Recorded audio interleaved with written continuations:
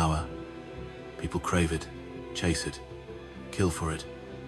But they never talk about what it takes to keep it. They never talk about the silence that follows when the cheers stop. You see, the moment you stand above others, the moment you lead, you become the target of every man still standing below. This isn't a story about glory. It's about survival. Because in the world of power, every smile hides suspicion, and every handshake carries a knife. Power changes everything. Power changes everything. Not just the world around you, it changes you. It changes how people see you, how they speak to you, and how they remember you. When you have nothing, people treat you with honesty. But when you start to rise, that honesty turns into calculation. Every word they say begins to have weight. Every smile hides intention. That's the price of power. It doesn't just elevate you, it isolates you. Because the moment you stop being ordinary, you stop belonging to the past. Ordinary world. Before power, you live among people. After power, you live above them. And that height, that distance, it's cold. Thomas Shelby learned early that success has a sound, and it's quieter than you think. No applause, no celebration, just silence and eyes watching, always watching. The moment you take control, you stop being someone's friend. You become their measure.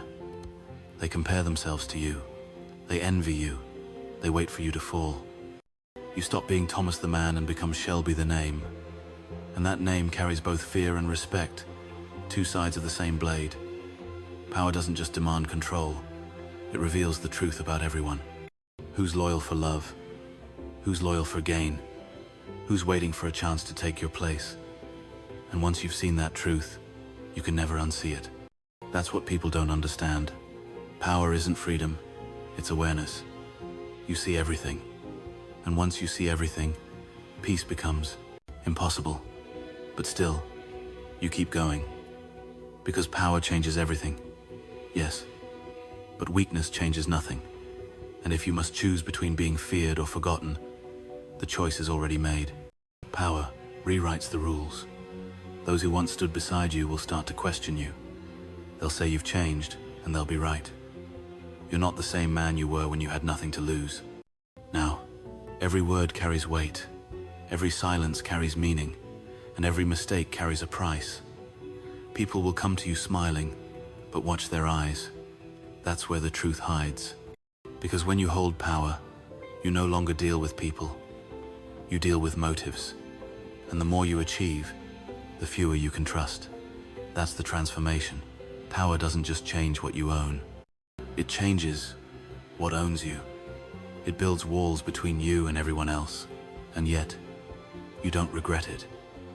Because once you've seen the world through the eyes of power, you can never go back to being blind. Power takes, it isolates, it consumes, but it also gives you clarity, the ability to see who stands with you and who stands waiting behind you. And in that clarity lies both your burden and your advantage. Power changes everything, he mutters, almost to himself. It's not a crown, it's a cage made of gold.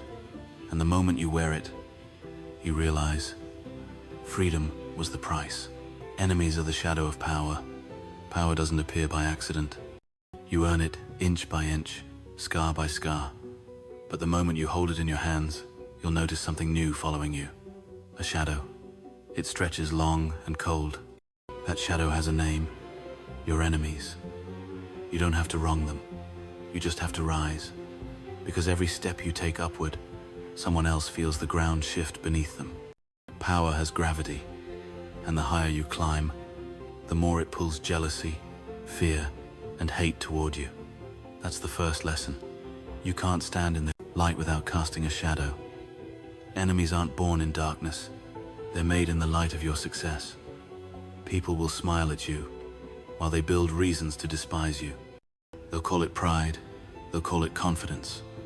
But deep down, it's proof that your strength reminds them of their weakness. Thomas Shelby understood that better than most. He didn't make enemies because he wanted to. He made them because he refused to kneel. The world punishes those who lead, not because they are wrong, but because they refuse to be controlled. When you start to move differently, people notice. When you start to think for yourself, people whisper. And when you stop asking for permission, they turn against you. That's how enemies are born. Not from your mistakes, but from your independence. Power exposes hearts the way light exposes cracks. Some men will stand beside you out of respect. Others will wait behind you out of envy. And when envy festers, it turns to strategy, quiet, patient, dangerous.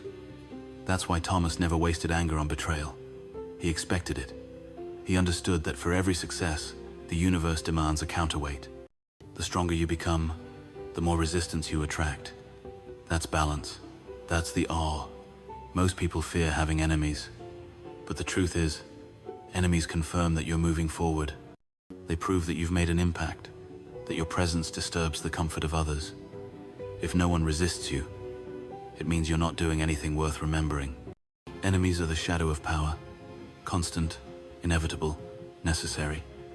They remind you to stay sharp, to stay awake. They keep your mind ready and your heart cold. Because a man without enemies is either forgotten or finished. Let them talk, he says. Let them plot. Because while they waste breath on hatred, you build empires in silence. While they gossip, you plan. While they doubt, you deliver. That's how you win. Not by fighting every enemy, but by outlasting them. Time destroys the loud. Silence strengthens the focused. In the end, enemies aren't a curse. They're confirmation. Confirmation that you stood for something, that you refused to bend, that you dared to build while others watched. So don't fear the shadow that follows power. It's proof that you carry light, and the brighter you burn, the longer the shadow grows. Respect comes with resistance. Respect. Everyone wants it. Few understand what it truly costs. You see, people believe respect is built on kindness, that if you smile enough, agree enough, they'll give you their loyalty. But in the real world, in the world of power, respect isn't handed out with handshakes. It's earned through resistance, through tension, through silence that makes weaker men uncomfortable. Respect doesn't come from how much you give it. It comes from what you refuse to give. When you stop explaining yourself, when you no longer seek approval, that's when people begin to notice. Because true strength doesn't announce itself, it's felt, quietly, like pressure in the air before a storm. Thomas Shelby never demanded respect. He simply carried himself like a man who expected it. And that's the difference between being liked and being feared. One fades with time, the other leaves a mark that outlives you. Resistance is what defines you. Every time someone challenges you, every time they doubt you, every time they try to pull you down. That's life, testing your foundation. And if you can stand still when the world tries to shake you, respect becomes inevitable. The strong don't earn respect by shouting. They earn it by surviving, by walking through fire and never showing the burns, by losing everything and still lighting a cigarette like nothing happened. Respect comes when people realize you can't be controlled, when they see you don't bend to comfort or fear. It's when they understand you'd rather walk alone than follow a crowd. And that frightens them, because most men live for approval. They trade their identity for acceptance. But the man who needs nothing from anyone commands everything from everyone. Every act of defiance, every quiet decision to stand your ground, builds something invisible around you, a presence. That presence is what people call respect. It's not about dominance, it's about certainty. They respect you not because you're perfect, but because you're consistent, cold, steady, impossible to break. Thomas Shelby's power didn't come from charm.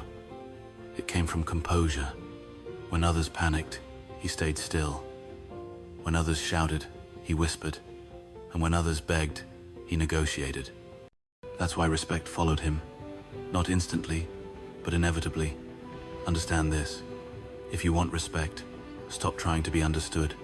Because real power doesn't explain itself. It just exists. And over time, people either adapt to it or break against it. So when resistance comes, don't see it as a threat. See it as a mirror. It's proof that your presence disturbs the balance, that you're not another echo in the crowd. Respect is born in friction, It's shaped by every doubt, every betrayal, every test you've survived. It's the quiet acknowledgement that you didn't need their approval to keep moving. And one day, when the noise settles, when the dust clears, the same people who resisted you will bow their heads in silence. Not out of fear, but out of recognition. Because they'll finally understand. You never asked for respect.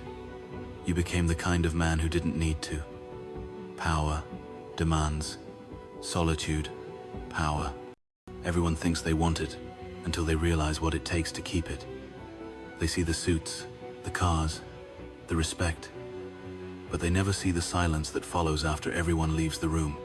Because power, by its nature, separates you from the world you once knew. And that's the price. When you start rising, you stop belonging. You'll notice the conversations change. People start choosing their words carefully around you. Not because they respect you, but because they fear you. And fear, though it looks like loyalty, is only silence waiting to turn into betrayal. That's why power and solitude walk hand in hand.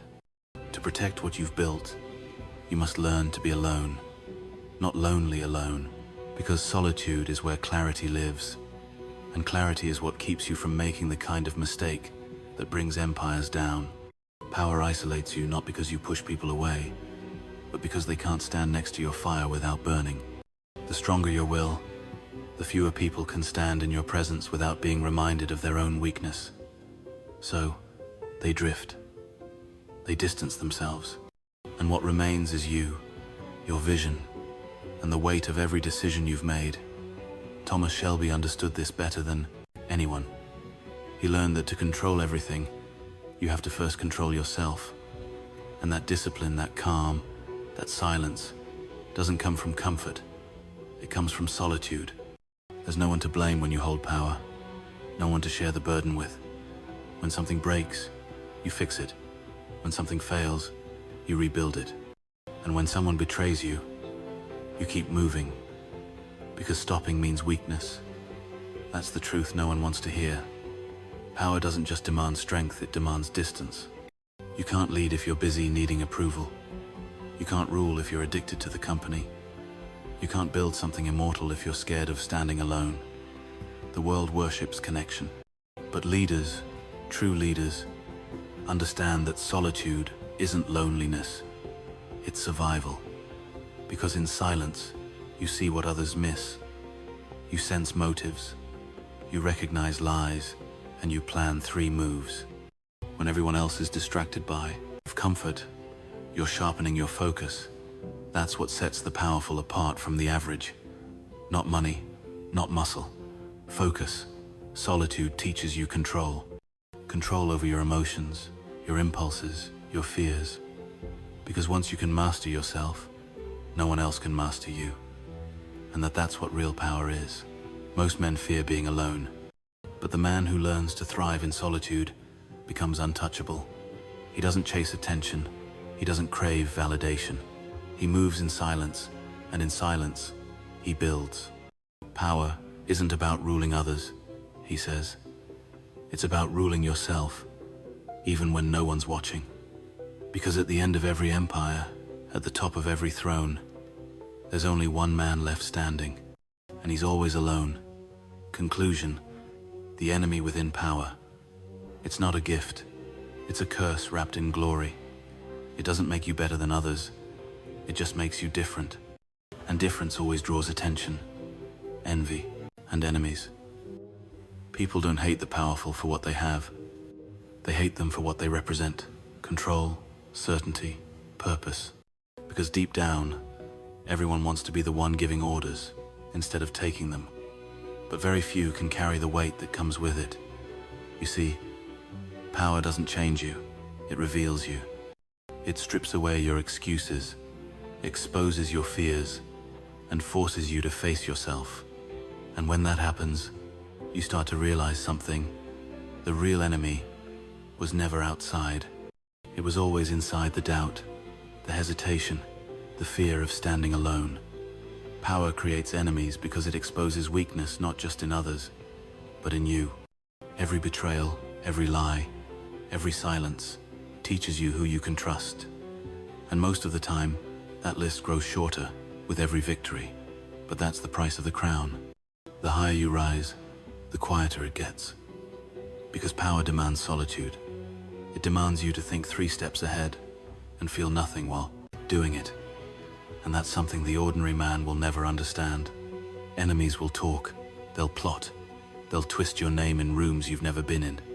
Let them. Because every word they speak is proof that your silence holds more weight than their noise. You don't fight for validation. You fight for control of yourself, your world, your destiny. And if that makes you a villain in their eyes, then so be it. Because in the end, history doesn't remember the ones who shouted. It remembers the ones who acted. Power will take from you your peace, your comfort, your innocence. But it will give you one thing in return, the truth. And once you've seen the truth, once you've stood alone and still survived, you'll realize something no one else dares to admit. You never needed their approval. You never needed their friendship. You only needed yourself. Because power doesn't destroy you. It defines you. And those who try to break you only prove that you've already won. In the end, he says, voice fading into the echo of his footsteps, the man who creates enemies creates his own legend.